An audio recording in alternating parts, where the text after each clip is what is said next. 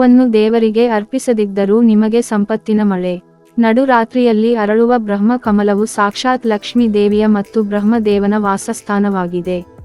ಪೂಜೆಯಲ್ಲಿ ಬಳಸದ ಹೂವುಗಳಲ್ಲಿ ಬ್ರಹ್ಮ ಕಮಲವೂ ಒಂದು. ಈ ಬ್ರಹ್ಮ ಕಮಲವು ನಮ್ಮ ಯಾವೆಲ್ಲ ಸಮಸ್ಯೆಗಳನ್ನು ಪರಿಹಾರ ಮಾಡುತ್ತದೆ ಗೊತ್ತೇ? ಬ್ರಹ್ಮ ಕಮಲ ಅರಳಿದಾಗ ನಾವು ಏನು ಮಾಡಬೇಕು? ಸಾಮಾನ್ಯವಾಗಿ ಎಲ್ಲರಿಗೂ ಬ್ರಹ್ಮಕಮಲ ಹೂವಿನ ಬಗ್ಗೆ ಗೊತ್ತೇ ಇರುತ್ತದೆ. ಆದರೆ ಇದರಲ್ಲಿ ನಾವು ಗಮನಿಸಬೇಕಾದ ಒಂದು ವಿಷಯವೇನೆಂದರೆ ಇದನ್ನು ಪೂಜಿಸುವ ಸರಿಯಾದ ವಿಧಾನ ಹೇಗೆ ಎಂಬುದಾಗಿದೆ. ಹೂವುಗಳು ಅರಳುವ ಮೊದಲು ಮತ್ತು ಅರಳಿದ ನಂತರ ಅವುಗಳನ್ನು ಪೂಜೆಯಲ್ಲಿ ಬಳಸುವ ವಿಧಾನ ಅತ್ಯಂತ ಭಿನ್ನವಾಗಿರುತ್ತದೆ.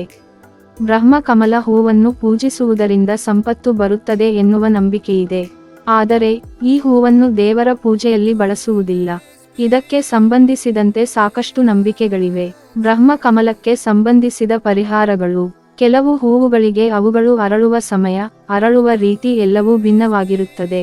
ಅದೇ ರೀತಿ ಬ್ರಹ್ಮಕಮಲ ಹೂವು ಮಧ್ಯರಾತ್ರಿಯಲ್ಲಿ ಅರಳುವ ಹೂವುಗಳ ಗುಂಪಿಗೆ ಸೇರಿದ ಒಂದು ಬಗೆಯ ಹೂವಾಗಿದೆ. ಬ್ರಹ್ಮಕಮಲವು ಮಧ್ಯರಾತ್ರಿಯಲ್ಲಿ ಸಂಪೂರ್ಣವಾಗಿ ಅರಳುವ ಹೂವಾಗಿದೆ. ಬ್ರಹ್ಮಕಮಲ ಹೂವು ಸಂಪೂರ್ಣವಾಗಿ ಅರಳಿದ ನಂತರ ಅದನ್ನು ಪೂಜಿಸುವುದರಿಂದ ವ್ಯಕ್ತಿಯ ಎಲ್ಲಾ ರೀತಿಯಾದ ಇಷ್ಟಾರ್ಥಗಳು ಈಡೇರುತ್ತದೆ ಎನ್ನುವ ನಂಬಿಕೆಯಿದೆ. ಹೂವು ಅರಳಿದ ನಂತರ ಸೂರ್ಯೋದಯಕ್ಕೆ ಮೊದಲು ಈ ಹೂವನ್ನು ಕಿತ್ತು ನಂತರ ಪೂಜೆ ಮಾಡಿ ಅದನ್ನು ಬಿಸಿಲಿನಲ್ಲಿ ಒಣಗಿಸಿ ಕೆಂಪು ಬಟ್ಟೆಯಲ್ಲಿ ಕಟ್ಟಿ ಸುರಕ್ಷಿತವಾದ ಸ್ಥಳದಲ್ಲಿ, ಅಂದರೆ ಹಣ ಇಡುವ ಸ್ಥಳದಲ್ಲಿ ಅಥವಾ ಬೀರು ಇತ್ಯಾದಿ ಸ್ಥಳದಲ್ಲಿ ಇಡಬೇಕು. ಇದರಿಂದ ನಿಮ್ಮ ಮನೆ ಸದಾ ಸಂಪತ್ತಿನಿಂದ ತುಂಬಿರುತ್ತದೆ ಎನ್ನುವ ನಂಬಿಕೆಯಿದೆ. ಬ್ರಹ್ಮ ಕಮಲವನ್ನು ಪೂಜಿಸುವುದು ಹೇಗೆ? ಬ್ರಹ್ಮ ಕಮಲ ಹೂವಿನಲ್ಲಿ ಸಾಕ್ಷಾತ್ ಲಕ್ಷ್ಮೀ ದೇವಿಯು ನೆಲೆಸಿರುತ್ತಾಳೆ ಎನ್ನುವ ನಂಬಿಕೆಯಿದೆ. ಇದನ್ನು ಹೊರತುಪಡಿಸಿ ಭಗವಾನ್ ಬ್ರಹ್ಮನು ಈ ಹೂವಿನಲ್ಲಿ ನೆಲೆಸಿರುತ್ತಾನೆ ಎನ್ನುವ ಮತ್ತೊಂದು ನಂಬಿಕೆಯೂ ಇದೆ. ಈ ಹೂವನ್ನು ಪೂಜಿಸುವುದರಿಂದ ಲಕ್ಷ್ಮೀ ದೇವಿಯ ಮತ್ತು ಬ್ರಹ್ಮದೇವನ ಆಶೀರ್ವಾದವನ್ನು ಪಡೆದುಕೊಳ್ಳಬಹುದಾಗಿದೆ. ಜೀವನದಲ್ಲಿ ಪ್ರಗತಿಯನ್ನು ಸಾಧಿಸಲು ಅವರ ಆಶೀರ್ವಾದವು ಪ್ರಯೋಜನಕಾರಿಯಾಗಿರುತ್ತದೆ. ಬ್ರಹ್ಮಕಮಲವು ಅರಳಲು ಪ್ರಾರಂಭಿಸಿದಾಗ ಅದು ಸಂಪೂರ್ಣವಾಗಿ ಅರಳಲು 3 ರಿಂದ 4 ಗಂಟೆಗಳನ್ನು ತೆಗೆದುಕೊಳ್ಳುತ್ತದೆ.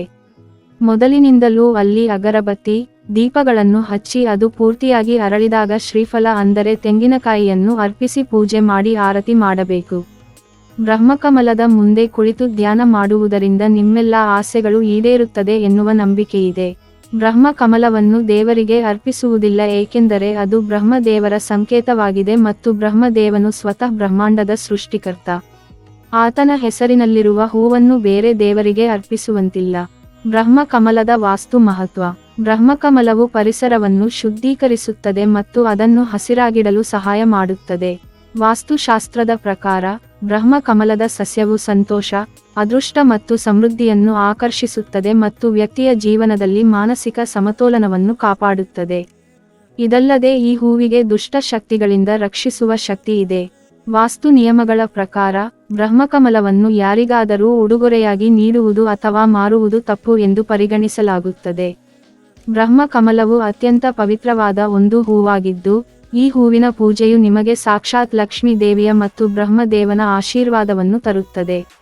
ಈ ಹೂವಿನ ಆಶೀರ್ವಾದವು ನಿಮ್ಮ ಜೀವನದಲ್ಲಿ ಪ್ರಗತಿಯ ಮಾರ್ಗವನ್ನು ತೆರೆಯುತ್ತದೆ.